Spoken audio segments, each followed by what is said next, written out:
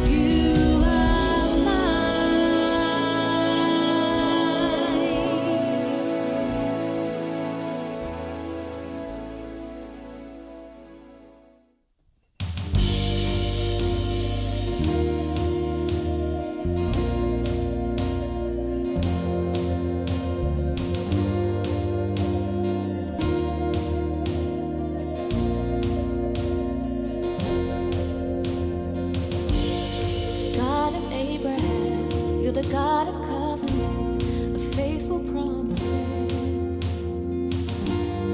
Time and time again, you have proven that you do just what you say. Though the storms may come and the winds may blow, I'll remain steadfast and let my heart learn when you speak a word, it will come to pass. Great is your faithfulness to me.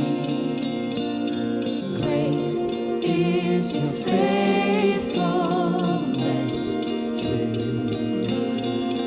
From the rising sun to the setting sun, I will praise your name.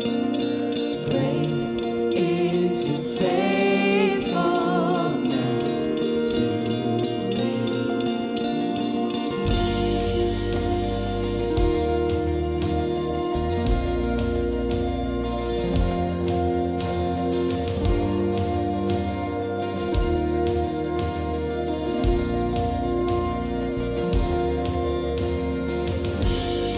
God, from age to age, though the earth may pass away, your word remains the same.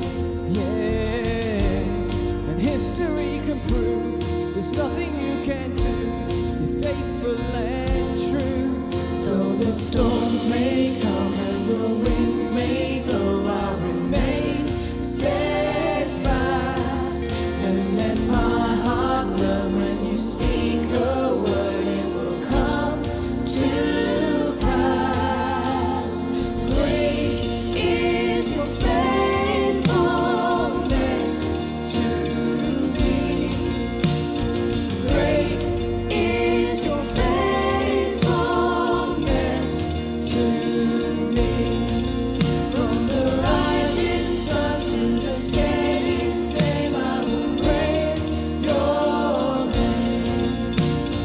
Great is your faithfulness to me. You remain the same, never change.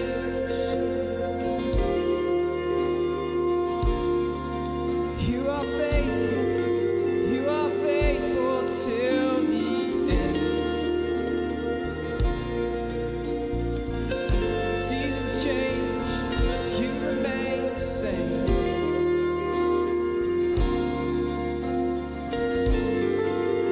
Put my faith. I put my faith in Jesus, my anchor to the ground, my hope and firm foundation. He'll never let me down.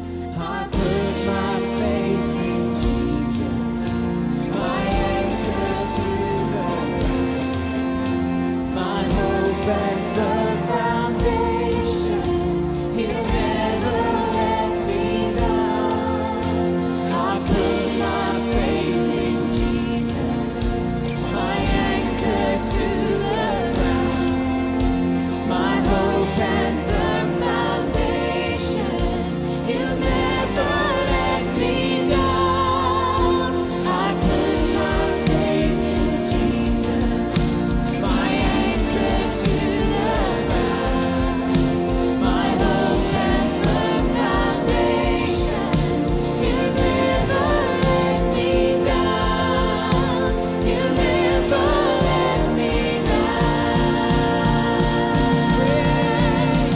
Great is your faithfulness to me. Great is your faithfulness to me. From the rising sun to the setting same, I will praise your name. Great is your faithfulness to me.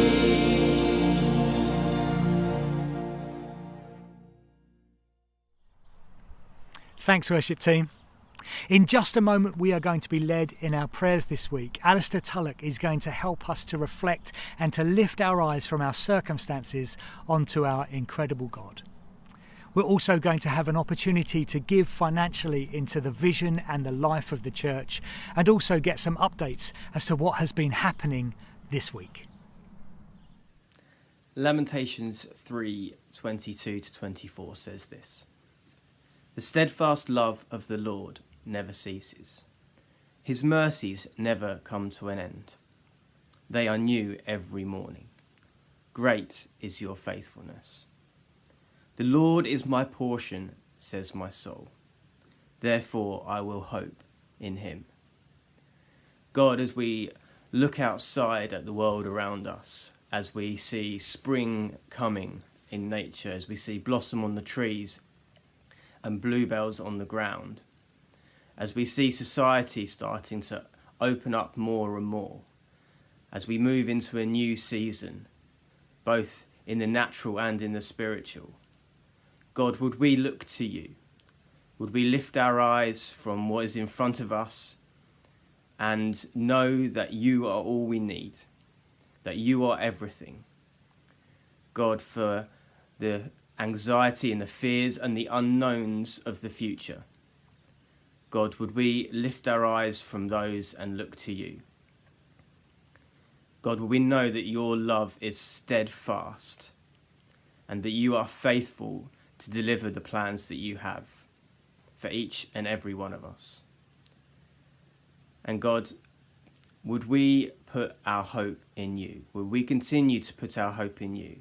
And where there are situations where we may have placed hope in other things, God, would we realign ourselves with you and who you are and who we know you to be?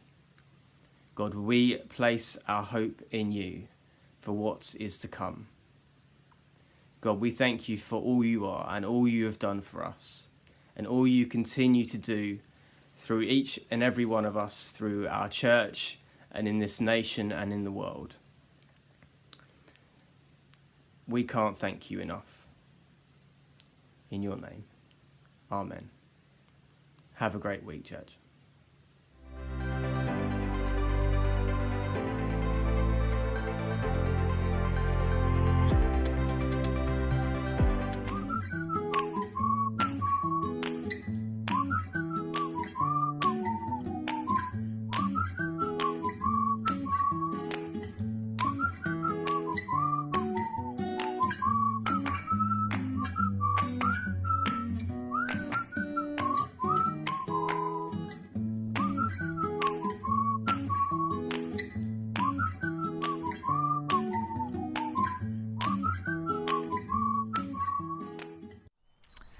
The government roadmap for the easing of lockdown is well underway, isn't it? On the 17th of May it will be step 3, and should all things go well, on the 21st of June, step 4 will have taken place. Rest assured that as a church we have been dreaming and planning and getting ready for our own roadmap into the new things that God has got for us. Should step 3 and 4 of the government's roadmap go to plan, then we will be gathering again on a Sunday morning from the 26th of June. We cannot wait for that time. Today we are kicking off a brand new theme called Reset. Nicki is going to be bringing us a message of some of the really big picture stuff that we see for church moving forward. So why don't you open your hearts, your minds, your spirits to receive everything that God has for us, and let's get excited and envisioned together so that we can spring forward into all of the new things that God has for us as a church family. Hi everyone. Well, I'm going to dive straight into our exciting new teaching theme this morning, the theme of reset. It's really clear that God is doing something new, and today my job is to set the big picture, to think about the broad brushstrokes of vision that God is giving us for the future. I'm not going to be giving you all the detail, and the honest truth is we don't have all the detail because this is a faith journey. but I'm going to provide you with some of the things that God has given us as we look towards reopening our Sunday gatherings, but actually also as we reimagine what church with a capital C needs to look like for the future.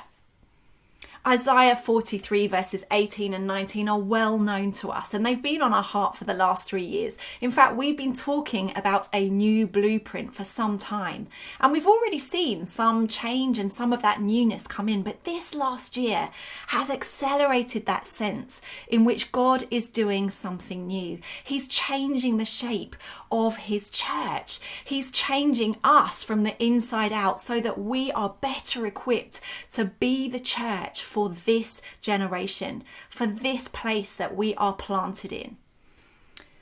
Forget the former things.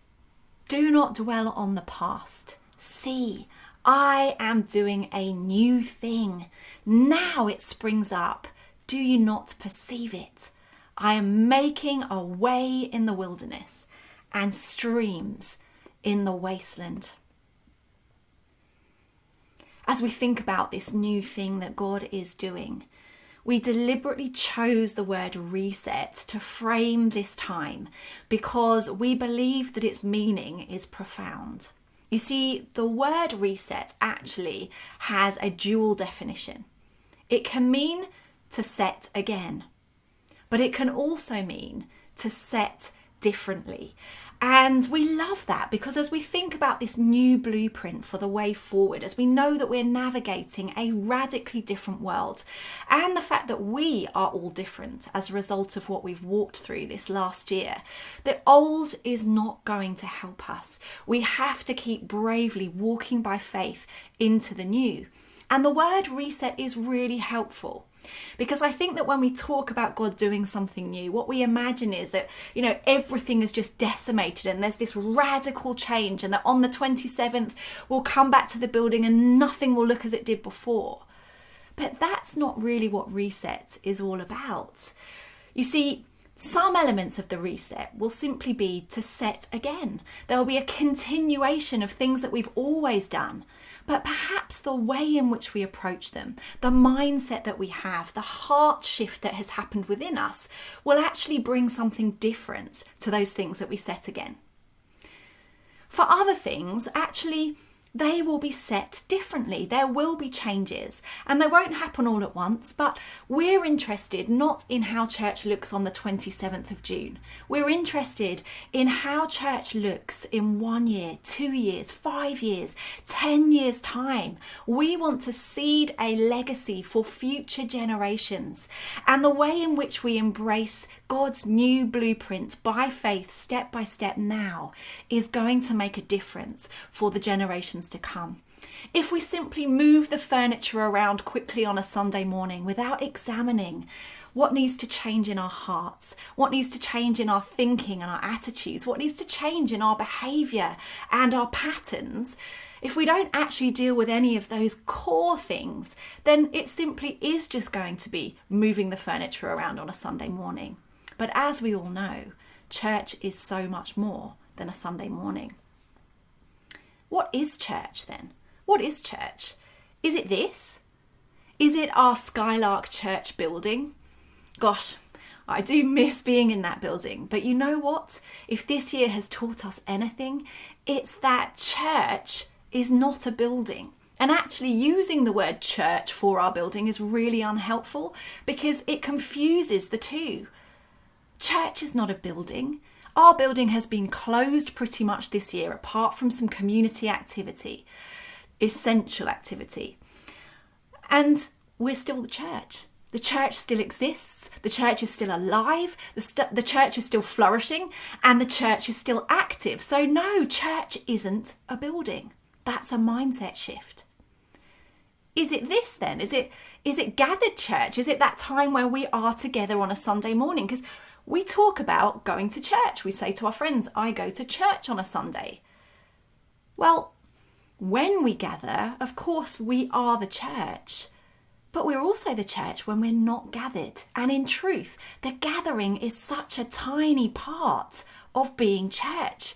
We are called to be the church, both gathered and scattered.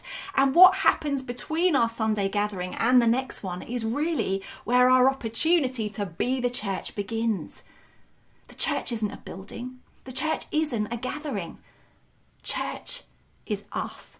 It's you and it's me. We are the church. Whether we're gathered or whether we're disparate, we're church. We're this family, this beautiful, diverse family where people of all generations, backgrounds, races can come together, different ages and stages. And there's nothing like it on the planet, this incredible community of people coming together with a common heart, with a common purpose, and with one God that we worship. That's church. And we've been talking this language for years. That's nothing new to us. We know that we are the church. And yet, when the building was closed, when our gathering was taken away from us, we had to discover it on a whole new level. There's no going back. With what we know now, we've got to move forward. But I want to remind us as we start this theme of reset that this is very much a faith journey. 2 Corinthians 5 verse 7 has been a verse that Pete and I have been leaning into hard as we are praying, reimagining, planning ahead, thinking and seeking God. And it says this: we walk by faith and not by sight. Listen, church, if we can see it all in advance, if we have all the answers in advance, if it seems comfortable in advance, it's probably not God, and it's definitely not faith. Walking by faith means that we don't have all the answers. We don't have the finished blueprint yet. No, we've got a departure point, and we'll share that in a minute. And we're going to continue to listen to God. We're going to keep flexing and changing as He asks us to. And that is going to require faith from all of us. It's not our journey of faith as leaders. It's not our leadership team's journey. It's not our core team's journey. It's everyone's journey. Our choice right now is either to revert to what was comfortable or together to put our hand in God's hand, to have faith and to keep taking step after step in step with Him. We're not aiming to be that slick church that has all the answers, that has everything programmed within an inch of its life. We want to grow a church family that lives on into the future, that's prepared to adapt and morph as things change around us, to continue serving and loving well the society, the community and the nation that we are planted in. But honestly, faith takes courage. And it requires letting go of our need to know every detail and to be in control. So where do you start? Where do I start in that? Well, I think it's pretty simple, really. We take the first steps together and we keep on walking without everything being clearly mapped out in front of us. We start somewhere and we trust God to lead us forward at every turn, as He always has done. He's been faithful to bring us this far. We can trust Him with the future. And you know, we've always been a church that walks by faith and not by sight. At times it's meant that some things are messier and less polished and a little more last minute than we might have liked them to be. At other times we've looked foolish as we've changed course, owned our mistakes, or followed God into the new without being able to articulate all of the coordinates. It means we've been stretched and constantly in a place with more vision than we have more money in the bank. But that to us is exciting. That is what living by faith and walking by faith and not sight looks like. We're not here to replicate someone else's model of church. We're here to be the church and to be faithful to what God is calling us to do as this beautiful Skylark family. We've learnt so much during this time. We've learnt to be the church in the wilderness, to bloom and grow wherever God has planted us, to maintain connection and relationship with God and with one another, despite being dispersed. That's amazing. We've learnt to reach out to love and serve our community in new and meaningful ways. And we've learnt to do that in a decentralised way as well as a centralised one. That's exciting. These are invaluable lessons. We've learnt to adapt quickly to the constraints of the pandemic, creatively producing online church, sound bites, taking praise and worship online onto Zoom. And whilst we realise that not everyone loves engaging with us online, we've also seen a real sense of community develop with online church. It's literally been a lifeline for some, as well as an amazing front door into our wider community for those who might never have set foot into the building. We've also learnt that we do better spiritually and emotionally when we have those common touch points, that gathering, the moment of shared community and connection, shared encounter with one another. It helps us to feel part of something bigger, to listen to others beyond our own echo chamber and those that we naturally draw around us. It's a reminder that our faith is bigger than ourselves. It's bigger than those who simply look or act like us. We're part of a more diverse family. So as we look to reset for the future, to move into this new and unknown world around us, what do we want to start with? Well, we want to start with the overarching big picture. What has God been saying to Pete and I when it comes to us here at Skylark Church and how we build from here? Well, this morning I want to share 3 foundations that we feel God has given us, that we want to underpin everything we are and do as we move forward into the future, taking what we've learned and outworking it in the years to come. The first is connection and community. I think we can all agree that that is the thing that we have craved and needed the most in this very strange year. Connection and community is something that we're hardwired for. It's in our DNA. It's part of being human. And the truth is that as church, we're good at community, we're good at connection, but we've also been very good at activity and programs. And we feel that as we move forward, we're going to find strength in actually making connection and community the bedrock of anything we are and do, not activity and not programs. We don't want to be so busy with activity that we neglect to be family, that we neglect those vital connections with people in our church family, but actually all of those friends that we do life with who don't share our faith, who don't share our outlook. Family is a place where everyone should belong. It's diverse, it's inclusive, it's intergenerational. It spans different ages, stages, walks of life, different experiences and different preferences. Everything that we are and do from this point onwards, we want to have community and connection at its core, woven into the fabric. Doesn't mean that there won't be activity, but it will not be activity to the detriment of connection and community. We want to help generate that connection with God and with one another. And we want to increase our sense of being family, being community together. Now, community to me is not defined by everyone knowing everyone. That's impossible. I don't think there are many communities, unless they're particularly small, where everyone knows everybody really well. And I think Sunday morning is a really good example of that. It's impossible when we gather together for everybody to know everybody.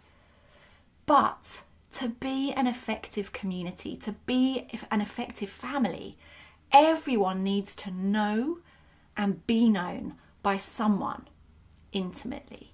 That is true community.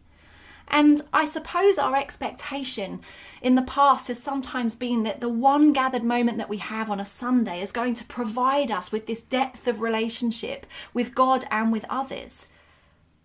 But if we rely on the Sunday morning gathering, that aspect of gathered church, to be that place of connection and community that sustains us in life, it's not going to happen. You see, Sunday morning is about being reminded that we're part of this crazy, messy, intergenerational, diverse family.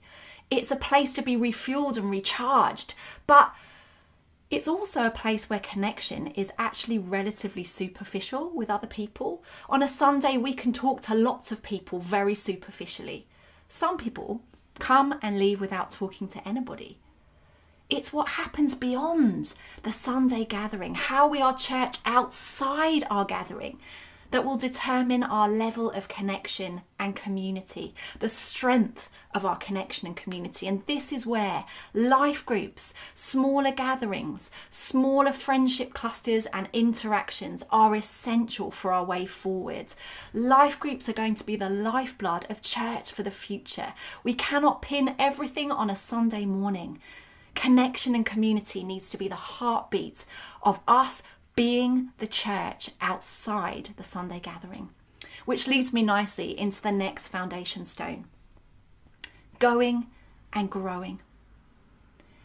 We believe in an inside-out mentality and not an outside-in mentality. We've never spoken the language of outside in, and it's not a model that we subscribe to, that everybody on the edge of church should come and be with us on a Sunday morning. That's not what it's about. But it's easy to fall into that mindset, isn't it? That church is what happens in the building on a Sunday, and to expect others to come and join us in that, rather than doing what God has forced us to do this year, which is to recognise that our gathered touch points together are just a minuscule part of what it means for us to be the church. That actually from that refueling and inspiring huddle together like a team talk, we're sent out onto the playing field to carry the kingdom out into our everyday context, into our workplace, into our family, into our friendships, into our relationships.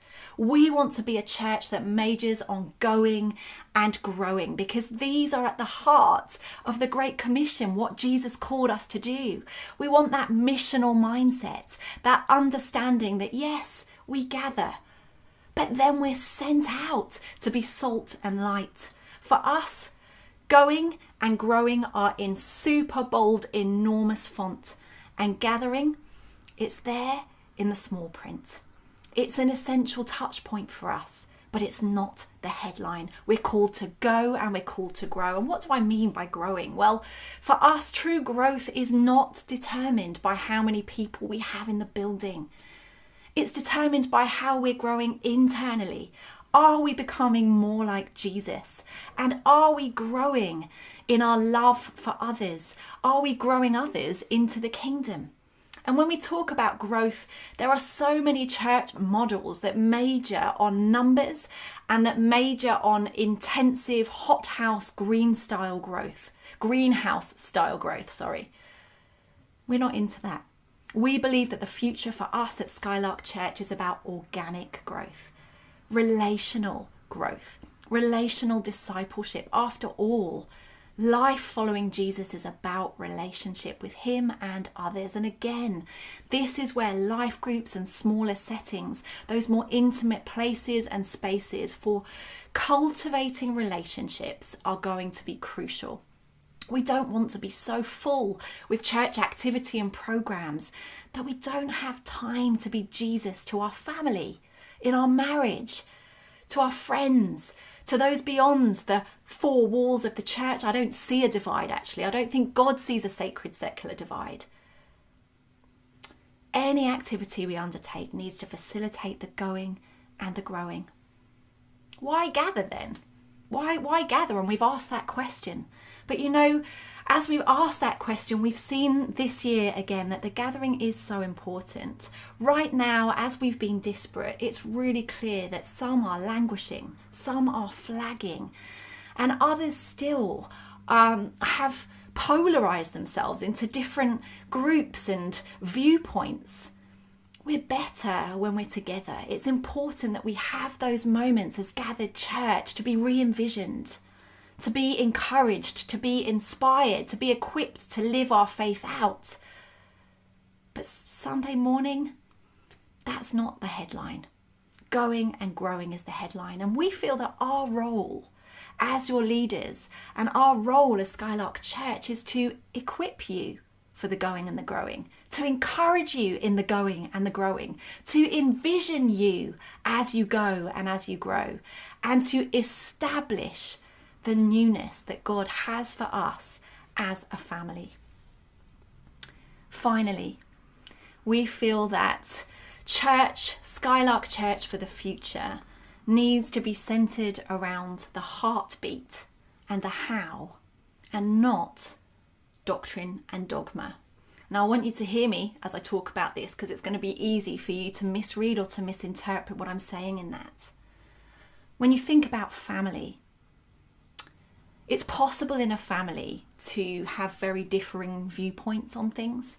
It's possible to see things from different perspectives, but to still be family, to allow love and relationship to supersede those disagreements. And a few weeks ago, I was sitting at the kitchen table and my mum, who's in our childcare bubble, was here to take care of Sarah and our youngest daughter. And at the breakfast table, she and I were having a pretty intense discussion about a particular issue.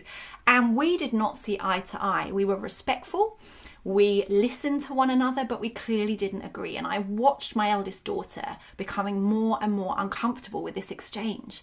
And in the end, she came over and she dug deep into my chest and she put her head here and she was cuddling me and she obviously felt bad for me. And I said to her, Aria, I need you to understand, Grandma and I love each other. And when we talk things through in this way, we're not cross with each other. We're not angry with each other. We're not even trying to change each other's minds. What we're doing is we're disagreeing in a healthy way. And as we talk and as I listen to Grandma, I end up changed as a result of what she has to share. And as she listens to me, her viewpoint changes a little and her perspective changes. And that's how we grow and that's how we learn. But ultimately, nothing can change the love that we have for each other, and disagreeing doesn't mean that we don't love each other. And I feel like that's such a good analogy of this. You see, at the moment we are seeing church with a capital C, particularly in other countries in the world, but it's happening here too, dividing in a horrible, polarized way over issues that are not foundational to our faith, that are not salvation issues. And as those issues are being discussed and things are becoming more and more polarized, there are these ugly exchanges taking place.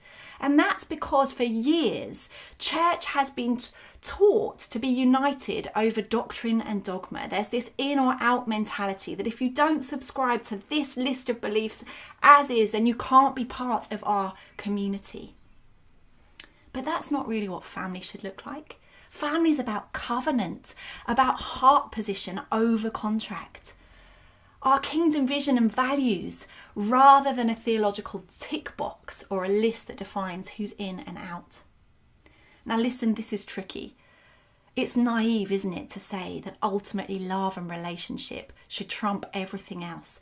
But for us, we want to unite Skylark Church around our heartbeat, around our love for Jesus and one another, and around how we do things, not the what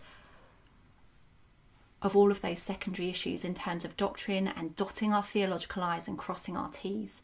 We believe that that is going to help this church to navigate this brave new world that we're in. You see, people are looking at us, and if we can't disagree well, if we can't straddle differences of opinions or even doctrinal differences over certain issues, if we can't actually listen to one another and engage in beautiful conversation and allow love and relationship to win, then all we're going to do is to perpetuate that model of church dividing, church splitting, church being ugly in its behaviour towards one another with those internal conflicts. One of his final prayers was that we would love one another. And he said that that's the way the world will know who we are, if we can love one another. We want to unite around our heartbeat and our how. Now hear me right. That doesn't mean that there aren't going to be some baselines to what we believe. Of course, there will be. But for all of those other things that are secondary, peripheral issues, We have got to learn to grow together. It's not fair to freeze frame somebody and expect them to come to where we are in our journey and experience. We're all different. He deals with different things in us at different times, and we can't expect to be a homogenized group of people who believe the same on everything. That's unrealistic. We want to place our love for Jesus, our love for one another, our love for our nation and our world at the heart of everything that we do.